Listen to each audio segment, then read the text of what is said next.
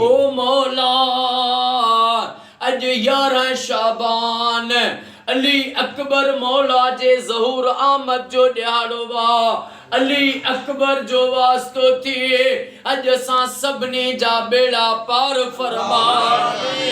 रब अॼो को साईं मोहम्मद सजन पढ़ियो साईं बाबा साबिर हुसैन पढ़ियो साईं जो अॼो को ख़ैर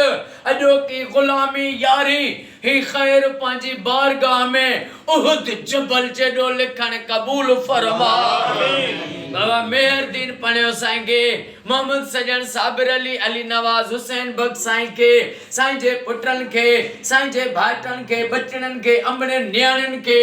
इमाम सजाद जो वास्तो थिए हर बीमारी हर मुश्किलात खां पनाह ऐं निजात अता फरमा ओ मौला हिननि जा क़यामत ताईं सजन साम्हूं कजा ऐं हिननि जे दुश्मननि खे निस्तो नाबूद फरमा बख्तली पढ़ियो साईं जा बच्चा घर आबाद फरमा असांजे जमात जे निगरान साईं अरबाब अली मेतलो साईं के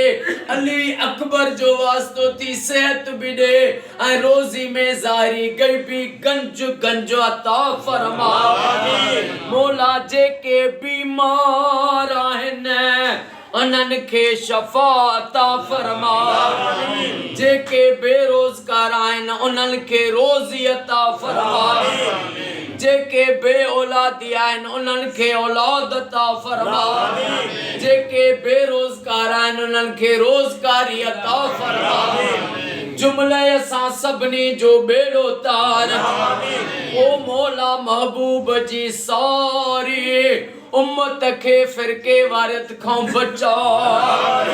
सजी सिंध में सजे पाकिस्तान में सऊदी में ईरान में इराक में शाम में फलस्तीन में मिस्र में घर घर में लख दुरूद पाक जूं महफिलूं थियनि इहा दुआ कबूल फरमा इन्नल्लाह